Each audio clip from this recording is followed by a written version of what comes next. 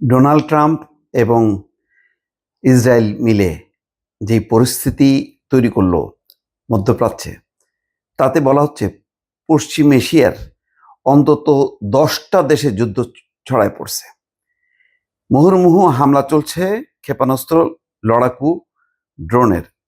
আনন্দবাজার একটা পত্রিকা রিপোর্ট প্রকাশ করছে, তাতে বলা হচ্ছে শনিবারের হামলার প্রাথমিক ধাক্কা কাটিয়ে গোটা পশ্চিম এশিয়া জুড়ে প্রত্যাঘাত শুরু করেছে ইরান। ধারাবাহিক হামলা চলছে পশ্চিম এশিয়ার একের পর এক দেশে।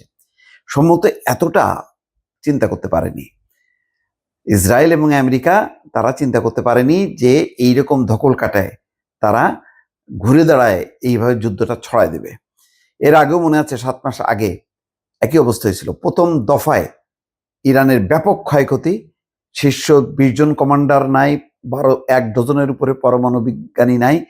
তারপরেও কিন্তু এমন লড়াই শুরু করছিল ইরান, 12 দিনের মাথায় আমেরিকা একটা যুদ্ধবিরতিতে রাজি করাতে পারছিল বহু কসরত করে। এখন ইরান বলছে কোনো আলোচনা চলবে না। এবং খবরে প্রকাশ হয়েছে যে ডোনাল্ড ট্রাম্পের মধ্যপ্রাচ্য বিষয়ক বিশেষ দূতের সঙ্গে খুবই রাগান্বিত হয়ে কথা বলেছেন পররাষ্ট্রমন্ত্রী, ইরানের পররাষ্ট্রমন্ত্রী আরাক আকচি।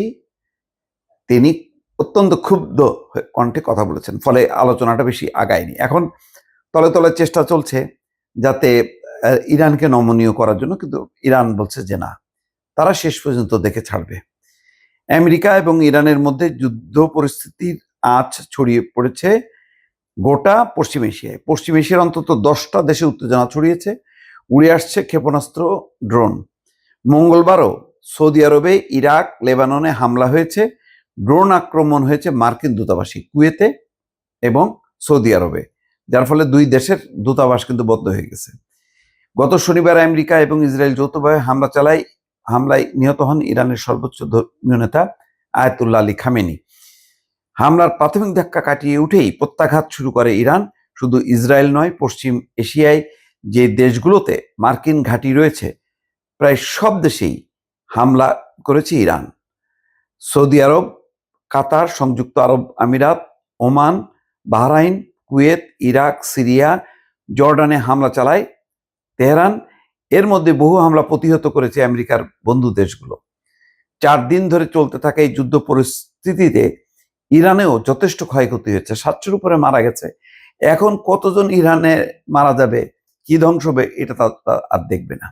তারা হচ্ছে যেসব দেশ খুব সুখে আমেরিকাকে নিয়ে সুখে শান্তিতে বসবাস করতেছিল, তাদের ঘুম হারাম করে দিছে। অলরেডি দেখছেন না, দুবাই থেকে সমস্ত ধনকুবেররা তারা পালাচ্ছে, জেট বিমান ভাড়া করতেছে, প্রাইভেট জেট বিমান, সেই ভাড়াও পাওয়া যাচ্ছে না, আকাশ ছোঁয়া দাম, তারপরও তারা পালানোর চেষ্টা করতেছে। মুহুর্মুহু ক্ষেপণাস্ত্র আশ্রে পড়ছে ইরানের রাজধানী তেহরানে। সবচেয়ে বেশি ক্ষেপণাস্ত্র পড়েছে তেহরান এবং তার সংলগ্ন এলাকাতেই। ইরানের দক্ষিণ প্রান্তে মিনাপ শহরে একটি স্কুলেও হামলা হয়েছে, যেখানে প্রথম দিনই 150 বেশি ছাত্রী নিহত হয়। এছাড়া ইরানের আরও অন্তত 18টি জায়গায় হামলা চালিয়েছে আমেরিকা এবং ইসরায়েল। ইরানও সব মিলিয়ে পশ্চিম এশিয়ায় অন্তত 19টি জায়গায় প্রত্যাঘাত করেছে। এর মধ্যে যেমন ইসরায়েল রয়েছে, তেমনি রয়েছে আমেরিকার অন্য বন্ধু দেশগুলিও। এখন এটার একটা ফয়সালা কিভাবে হবে এখনো অস্পষ্ট। ইরান এই মুহূর্তে আলোচনায় যাবে না। আর আমেরিকা পরিস্থিতি বুঝতে পারছে যে বিভিন্ন মধ্যপ্রাচ্যের বিভিন্ন দেশগুলো থেকে তারা লেজ গোটায় পালাচ্ছে, তাদের নাগরিকদেরকে বলছে পালায় যাও, তোমাদেরকে নিরাপত্তা দিতে পারবো না। ফলে আমেরিকাও চিন্তায় পড়ছে। এখন বলছে যে চিরকাল যুদ্ধ চালানোর মতন অস্ত্র তাদের মজুদ আছে। তারপরে ওদের যে মার্কো রুবিও বলছে যে তারা যদি খামেনিকে হত্যা না করতো তাহলে তাদের বহু মানুষ, বা এমনকি ট্রাম্প নিজেও বলছে যে খামেনি তাকে টার্গেট করছিল, তাকে মারার আগেই সে খামেনিকে মেরে দিছে। তো এইগুলো কথার অর্থ হলো যে এখন জাস্টিফাই করার চেষ্টা করতেছে আমেরিকা যে তার হামলাকে।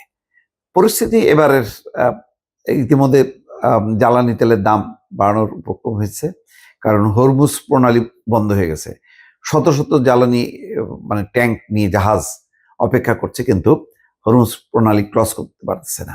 ফলে সংকট এক সপ্তাহের মধ্যেই একটা ব্যাপক আকার ধারণ করবে এবং যার দায় মার্কিন যুক্তরাষ্ট্রকেই বহন করতে হবে।